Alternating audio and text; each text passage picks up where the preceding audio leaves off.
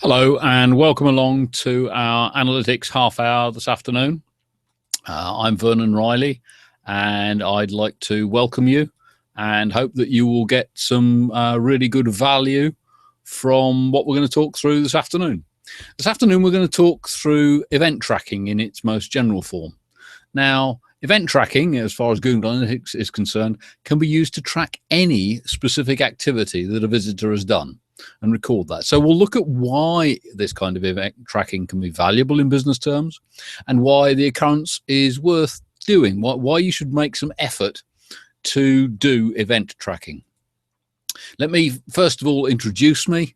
I'm Vernon Riley. I'm a chartered mechanical engineer and I spent my career working with systems and processes. So I approach Google Analytics from a systems point of view. I'm looking for what it can do in order to help you with the task of finding out which bits of your marketing are working. So I apply engineering insights to measurement to ensure the measurement and reporting systems go alongside analytics that is tailored to your business.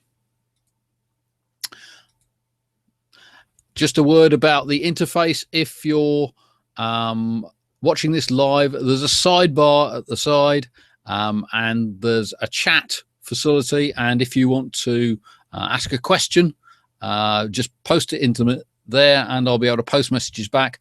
I'll do my best to keep up with those messages, but obviously, as you'll understand, it may be difficult to watch that at the same time as I'm concentrating on talking to everybody else.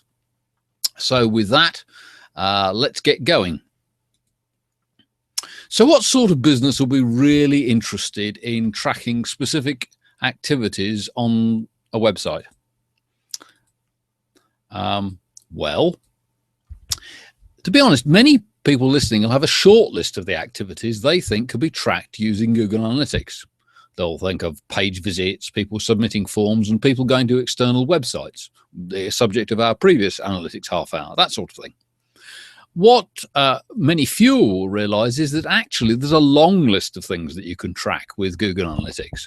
Anything in principle can be tracked using Google Analytics events. So video play buttons and other buttons associated with videos, requests for chat, people filling in fields within forms, so partial form completion, people clicking social share buttons, people filling in contact forms, people making phone calls. Now, whilst there are a few services that actually tracked phone calls, the scope for this general event tracking increased dramatically when Google introduced Universal Analytics back in 2013. So now there are even more options. The options don't rely on somebody using a browser or people visiting your website or some complex system that can emulate that. So you can track people calling a particular phone number. You can track somebody opening an email that you've sent. You can track the numbers of emails sent to a particular mailbox. You can send the number of registrants, the number of attendees to events that you're running. Perhaps if you're using an online system like Eventbrite to capture their details. New lists or customizations that are added to your autoresponder, new people in your autoresponder or CRM system. Appointments made or altered on cloud-based systems, when specified users pin something on Pinterest. In fact, any activity on a device that's connected to the internet can now be recorded using Google Analytics events. So Google Analytics has the capability to provide you with rich dashboards on a wide range of activities. So this afternoon, we've talked a little bit about why it should matter, you know, the whole range of things that you can measure, but we're going to create some guidelines. We're going to say, well, the measurement needs to be of interest and value to marketers. There need to be naming conventions for those hierarchy of names that you'll create. And we'd like to know where the people who did the activities came from. So in that context, we're going to look at best practice measurement, and we're going to see what that looks like. And we're going to have a discussion about how this will impact your business. How, if you've got this kind of information available in an easily digestible form, you'll be in a much better position to have discussions about the total impacts of your marketing. You can look beyond the immediate to the strategic. Okay, let's go look at how we might collect and see this data in Google Analytics. Okay, well, here I've constructed a simple example. I've enlisted the help of my robot army again. That's our tool set that can send visitors to web pages in a way that will be seen by Google Analytics. And we can control absolutely what these robot visitors do. And you'll see that within the events overview, so that's within the behavior section of Google Analytics, over on the right hand side, there's a list of event categories. LP form stands for landing page form as it happens, a video, right? Phone call, chat request, the outbound referrals that we were looking at last week. So a range of categories of event. And you might recall that category is the top level of the hierarchy, right? And if we then look at within that category for LP form, we'll see actions. And I've highlighted those in the next slide, that you've got the completion, right? You've got a press of a button, you've got submission. So you can have a range of actions within each event category. And that's going to be pretty useful if we want to assess how to change a form, in this case, to get more forms, right? So you'll be able to see how far people got through a form, particularly if we set the label. This is the third bit of the hierarchy, the event label, to the name of the item in the field. So you'll see I've got email, I've got F name for first name, L name, and you've got submit, and you've got the form itself. So you get to see how far through the form you've actually gone, how far the visitors have got, and if there's a question that causes them to say, no, you know what, that's not really worth it. Okay, at the top of this presentation, I promised you I'd talk about video, right? And taking this second category, as things stand at the moment, I've got only one action. And that's useful. It tells us how many people started to watch a video on a page. And in normal circumstances, Google Analytics just wouldn't know the answer to that question. It would know that people went to the page, but it wouldn't know how many people actually started to watch the video. But this depends on the player that you're using. If you're using something external like YouTube, you may only get the indication of play. Personally, I have a license. I use something called Easy Video Player that was around a couple of years ago, and that will give me play, pause, stop, full screen, a whole range of different events within the play of a video. And I can set the labels to tell me the name of the video, the title of the video. So I can get all of this information about who is doing the watching of, well, not who, but the amount of video watching that is going on my website, and therefore the amount of engagement that's happening. And it's same for any other kind of event. Google can record the data. It all depends on the amount of information and the quality of information that you put into it. Extra good case. What about chat requests? The clicks that people that open up an online real-time chat.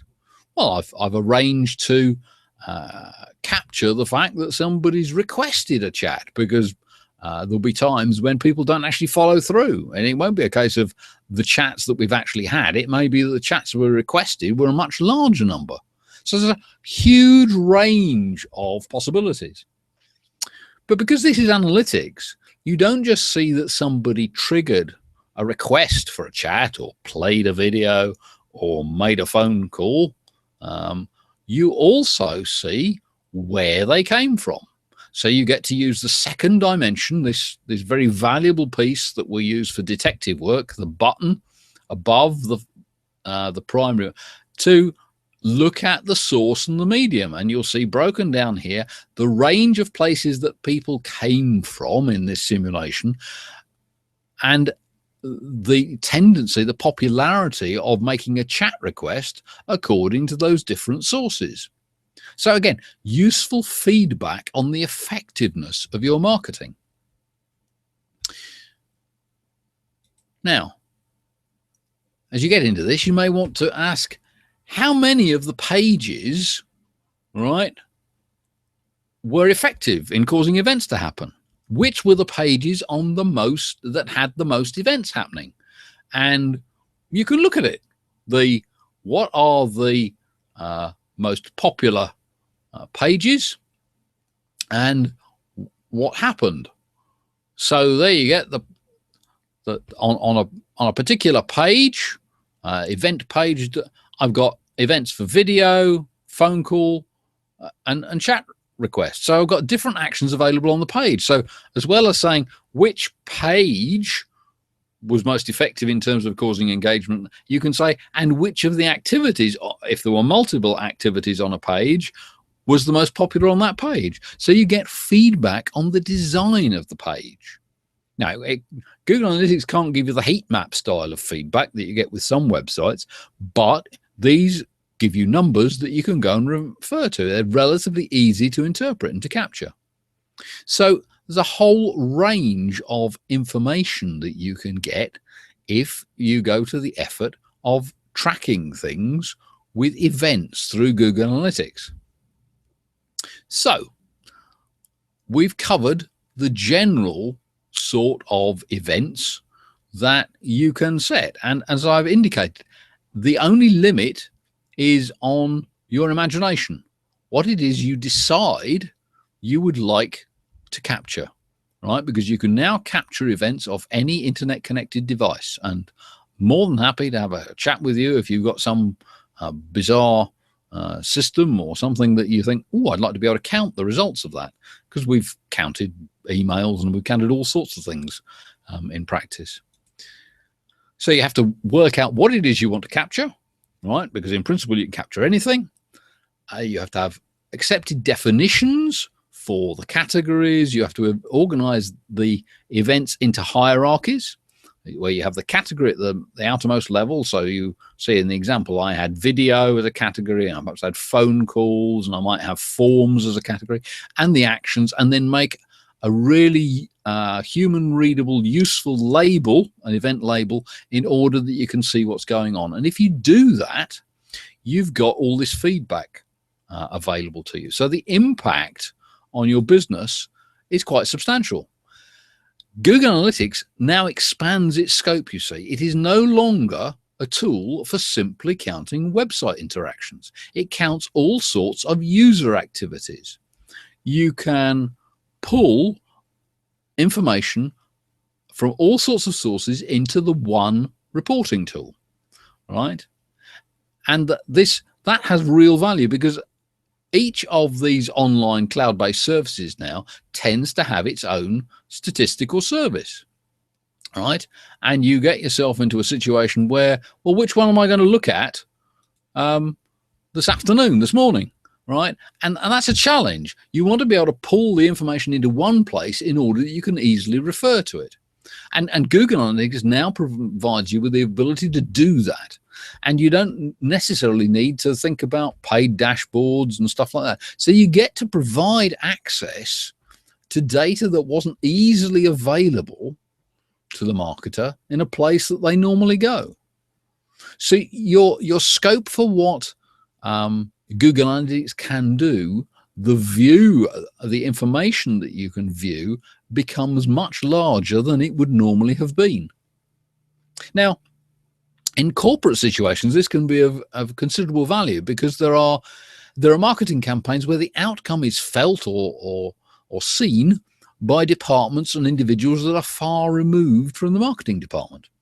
You may be doing a marketing campaign, and the marketing campaign has got phone numbers on it, but the people who are actually going to respond, who are going to hear the phone ring, have got no relationship whatsoever with the marketing department. Or there's a form that sends an automated, or a standard form email to somebody. And as I say, that somebody could be in a silo somewhere across the organization. Again, not really visible to the marketer. And then the measurement, you see, was a real problem, because you got it swinging all the way from the subjective, well, it's really quiet, I haven't heard anything from that for ages, and I'm completely run off my feet, I haven't got time to think. And that isn't really the kind of quality of information that helps the marketer do very much. So the counting of emails, the counting of phone calls by automated systems that don't look at the contents can be really useful to tune your marketing campaigns, your marketing processes.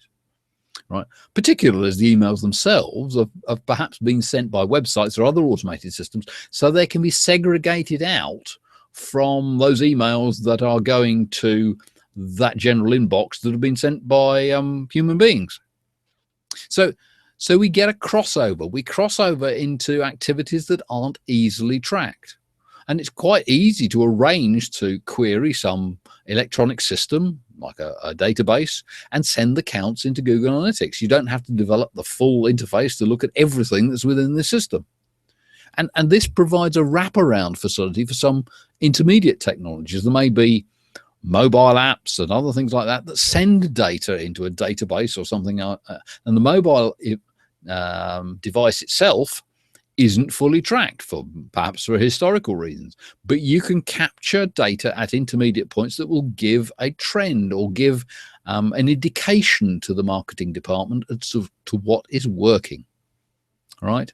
And this is useful because it also assists you in moving to a situation like for Google Tag Manager, where the dependency on IT is reduced or removed, right? So that's the kind of attitude I want to encourage you to take, that Google Analytics and events is a foundation for expanding the scope of Google Analytics.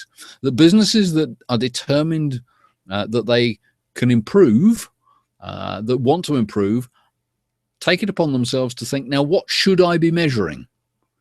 And like as not, the chances are that they can measure it with events and feed them into Google Analytics.